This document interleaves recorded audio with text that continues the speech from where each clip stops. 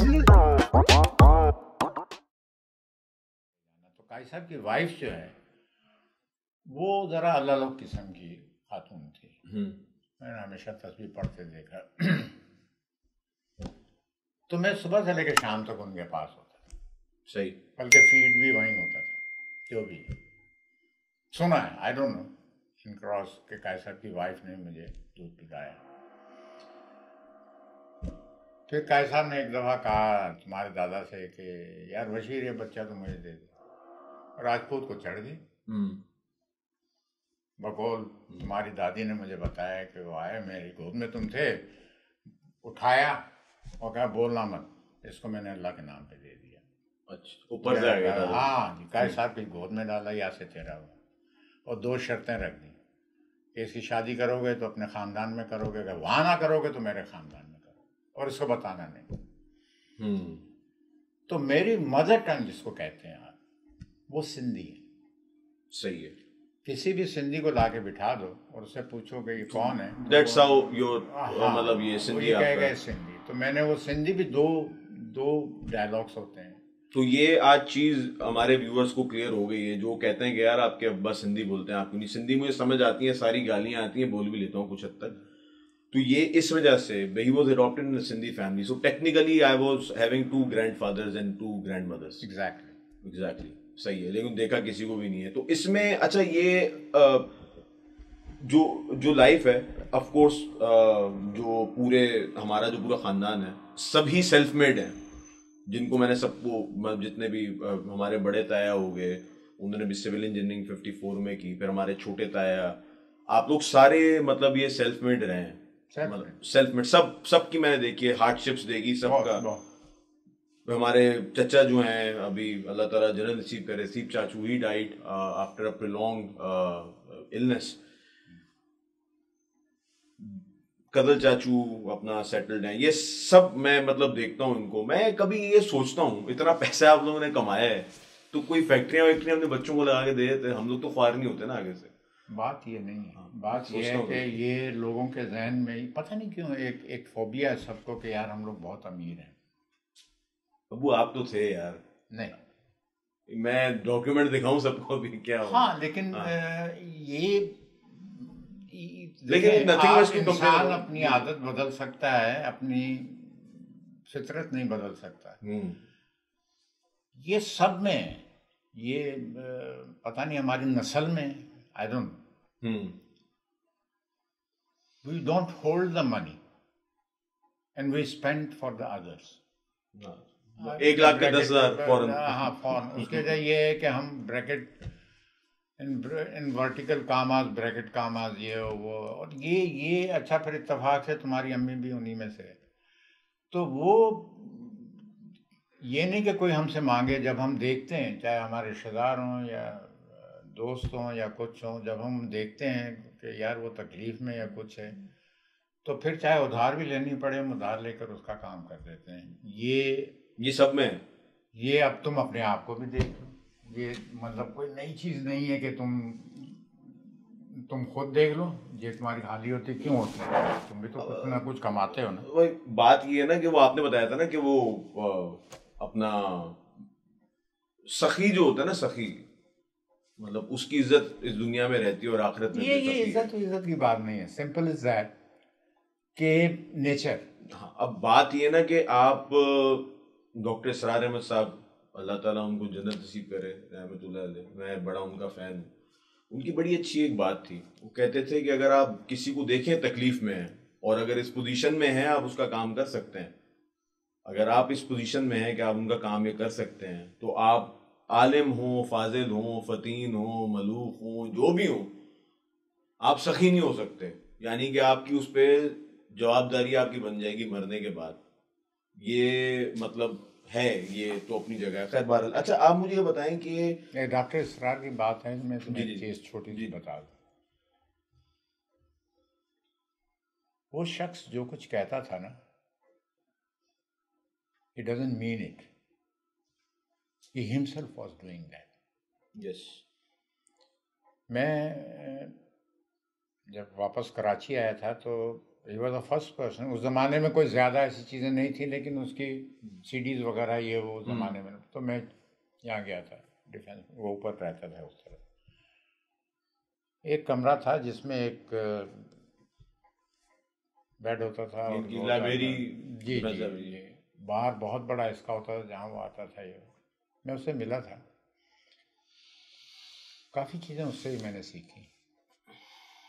और उस शख्स ने कुरान को जितना डिफाइन किया, और एक लैंग्वेज में नहीं, PhD on those things, practically he was with those things। ये नहीं कि उनसे अच्छा किसी ने तफसीर के अलावा खुद वो प्रैक्टिकली भी वही था।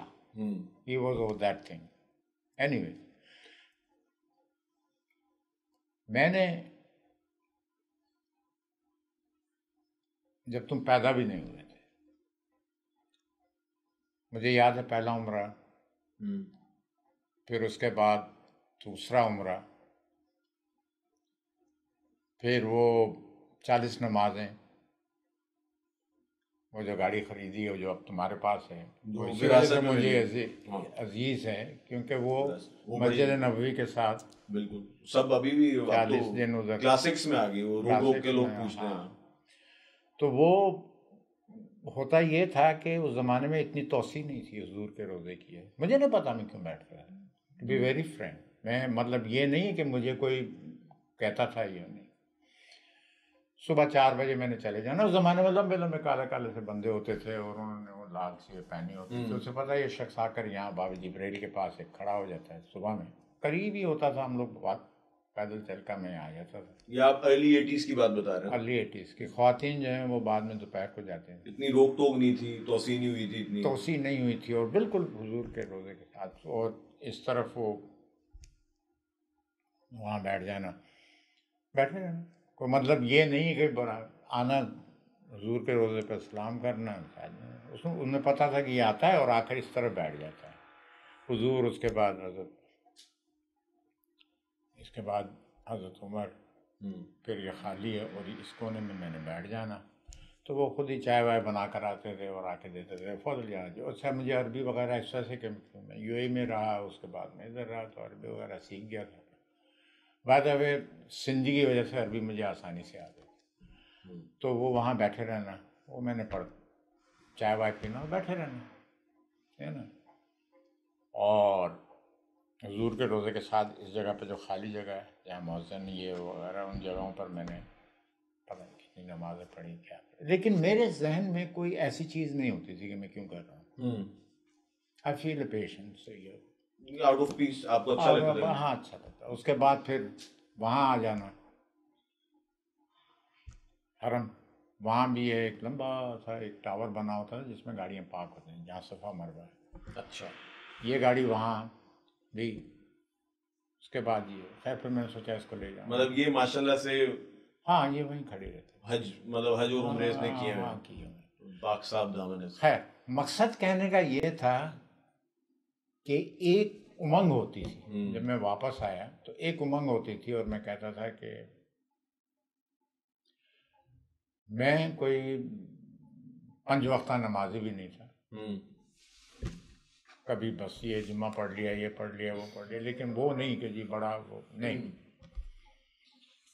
तो मैं ऐसे ही दिल में सोचता था, दुआ मांगता था कि तो अपने दोस्त से मिला, अल्लाह से कहता, ताकि मैं उसका हाथ छूऊं।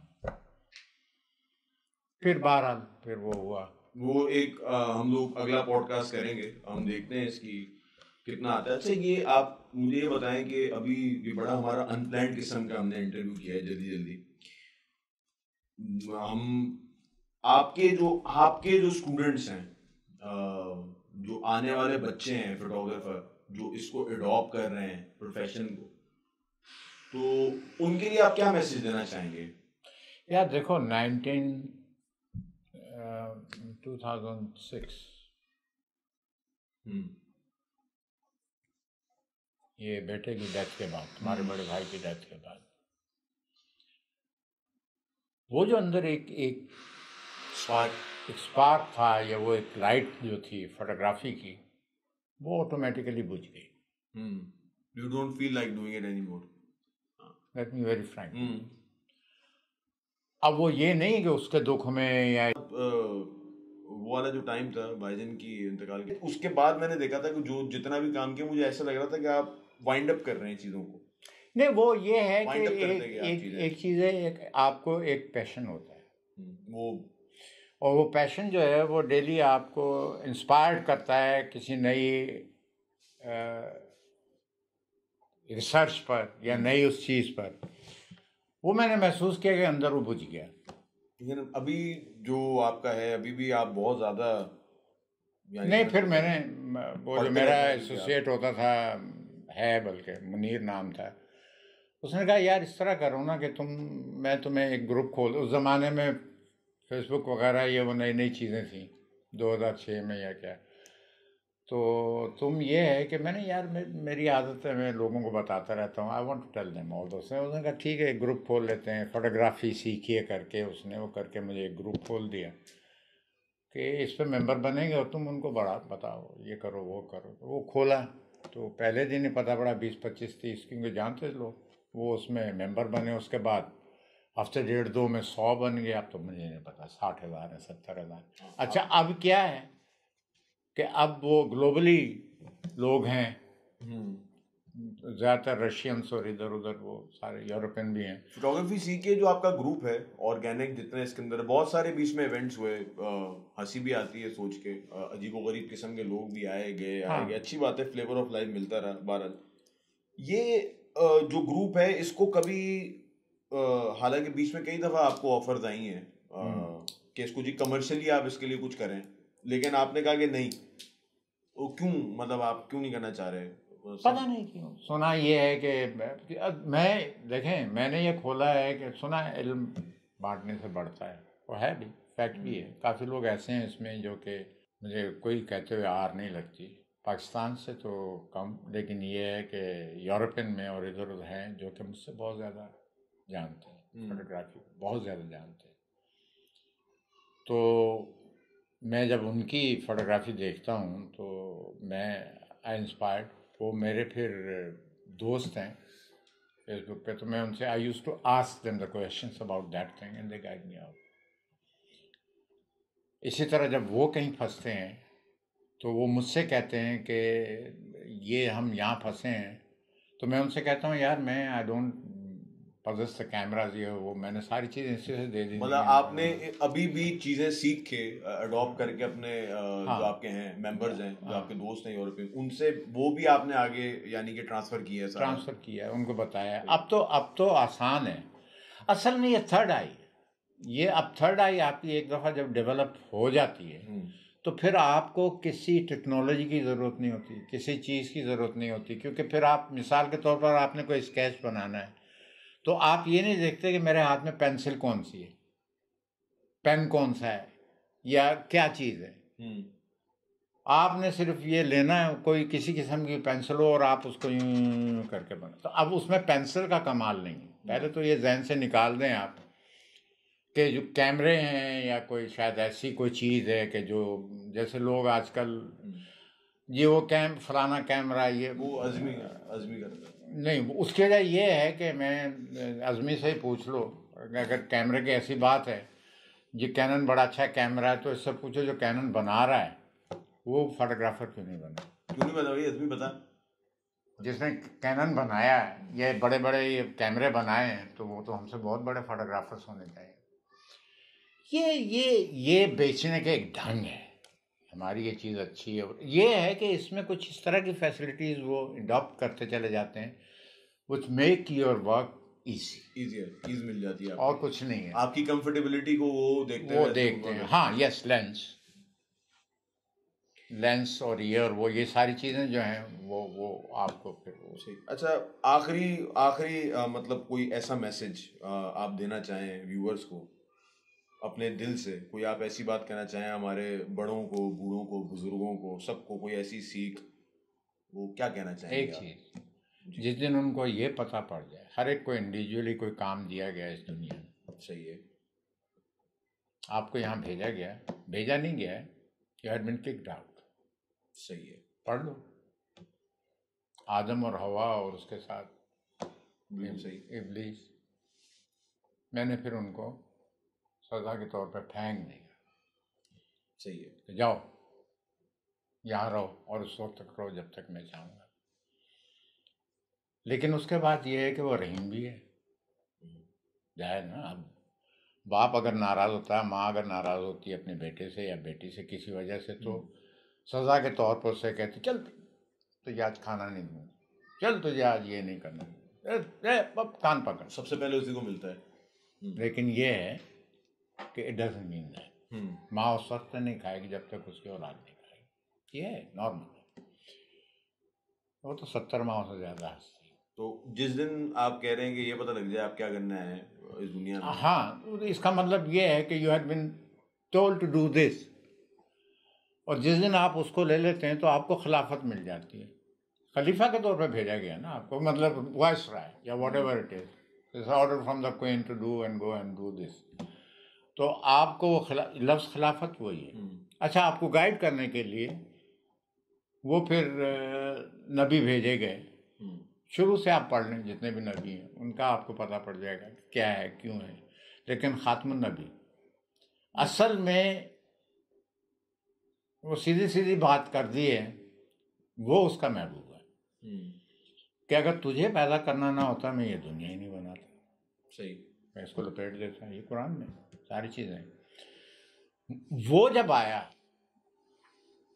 बाकी सारी चीज़ें आप छोड़ दें, आप उसकी हयात उम्र देख लें, तो उसमें ये है, मैं मतलब कोई मौलवियों वाली बात नहीं कर रहा। मुझे जब टाइम मिलता है तो अब तो कोई ज़रूरत ही नहीं है ना कि आप कुरान लेकर बैठे हैं या कोई आप ढूंढें ये हो। आप हर जगह यूट्यूब पे आप मोबाइल्स पर इसको जब भी टाइम मिले उसको आप पढ़ें, read it like a novel. तो ये जो नई पौधे है उसको मतलब मैसेज आप ये कहना चाह रहे हैं कि दुनिया और दीन साथ लेके चलें, मतलब ये बहुत लफ्ज़ दीन जो है ना, ये आप व्हाट इज दीन, डेफिनेशन आप उसमें, how to live in this world, exactly that's it. आप उसको पढ़ें, read it like a novel. पहले तो वो सारे ये मस्जिदें और ये वो जहन से निकाल दें और जो टॉपिक चाहेंगे उसमें आपको मिल जाएगा। वो शुरू ही यहाँ से होता है, पहले शुरू होता है आप सोच में पढ़ें, ज़ालिकल किताब, ये किताब ला रैब फीह, इसमें शक की कोई गुंजाइश ही नहीं है। ये बहुत बड़ा चैलेंज है। हुदल लिल मुत्तकीन, you want to find something out of it, हिदायत लेना चाहोगे इसमें से मिल, ये बहुत बड़ा चैलेंज। अब आप पढ़ना शुरू करेंगे तो फिर आपके सामने हर चीज़ खुलेगी। आपके अपने जहन में जो होगा कि मैं इस दुनिया में जो हूँ, मैंने ये काम करना है, यूँ करना है या ये करना है, ये साइंटिफिक फार्मूला, वो ये वो सारी उसमें मिलेंगी आपको। सही। You dig it out, you will find it out, है ना। बात ये है कि आपके जहन को या आपके दिमाग को, अच्छा बड़ी अजीब सी बात है, मैं एक लोगों से ही पूछता हूँ, आपसे पूछता हूँ। आइंस्टाइन ने बकौल तुम्हारे 3% या 4%, 6% दिमाग इस्तेमाल किया, अगर मैं गलत नहीं हूँ 5-6% इससे ज़्यादा। अब मैं आपको एक चीज़ सुना देता हूँ, लोग किसी और तरीके से सुनते हैं, मैंने जो देखा वो इस तरीके से, जो मैं असल वो सूरह है वो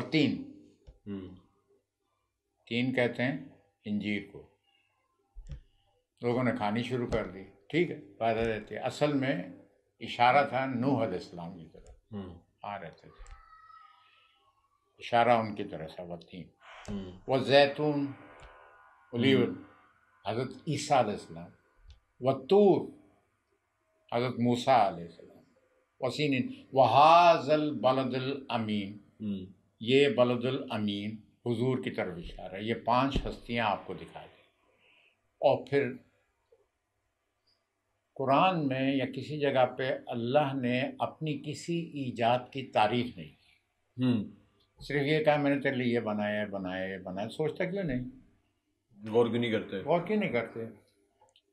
लेकिन ये 5 हस्तियों की तरफ इशारा कहा है और अल्लाह ने बड़ा फखरिया कहा है कि मैंने खलक़ल इंसान व अहसन तक, मैंने इंसान से बेहतर कोई चीज़, फिर शीशा दिखा दिया कि तुम इतनी ताकतवर चीज़ हो जो मैंने बनाया है। सुम्मा रददना व look at you, what the heck you are and what you are doing. कल्ला सौफ, काश तुझे मालूम होता अपनी ताकत का, अपना अंदाज, जो कल्ला सौफ बता रहा वह इल्मुल यकीन।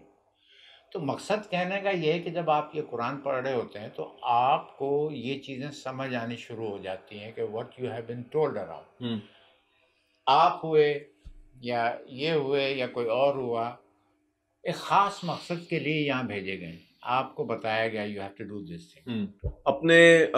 अपने और मेरे थोड़े बहुत जो व्यूअर्स हैं उनको क्या मैसेज देना चाहेंगे आप आखिरी, अगर हम बंद करें भी पॉडकास्ट, क्योंकि लंबी हो रही है बहुत, ऑफिस जाना है मुझे। लेकिन ये है कि they should try to research on it, why you are in this position. ठीक है, why you, yes, ठीक है। अच्छा, से निकालेंगे जी सिर्फ इस वजह से यार वो ये है कि शादी करनी है, बच्चे पालने हैं, माँ बाप को करना है। शादी तो देखें कायसा बड़ा ये करनी है, इंसान तो चार पालने हैं। हाँ, और बस ये इनके अच्छा तालीम, ये वो क्या है जी, वो फलानी चीज पढ़ा दो, ये नहीं। बात ये है कि try to find out other than this. क्या पता है आपका मकसद 4-5 शादियां हो इस दुनिया के अंदर, हो सकता है, बिल्कुल होता है ना, क्यों नहीं करवा रहे आप? करें, ये हमारी बड़े सगीर की औरतों का मसला क्या है, हम लोग क्यों नहीं कर? वो 8 शादियां जो थी, हाँ, वो क्या थी? खैर वो एक दोबारा से वो है, लेकिन हमारे बड़े सगीर की औरतों का क्या मसला है, क्यों नहीं अडॉप्ट करती? अगर भाई दिल चाहे आप करें शादी, क्या मसला क्या है, हलाल काम है। हमारे यहाँ बड़ा एक सिंपल सा जवाब आता है, हाँ, हाँ, तो बड़ों को करना चाहिए था, यही तो बात है, आप लोगों ने पहल की नहीं, किसी ने इतना खूबसूरत, माशाल्लाह, जहालत है ना, करनी चाहिए ना शादियाँ, 3, 4, 5, 6 जबरदस्त। ये आप देखें, ये और बात है कि उसके बाद जो आपकी हालत होगी, हाँ वो तो ठीक है, अल्लाह खैर करेगा इंशाल्लाह, लेकिन ये बात आप लोग देख लें कि भाई इजाजत हो चुकी है, फकीरों की तरह। हाँ, नहीं मुझे इजाजत मिल गई, खैर जो बड़े हमारे कहेंगे हम तो वही करेंगे।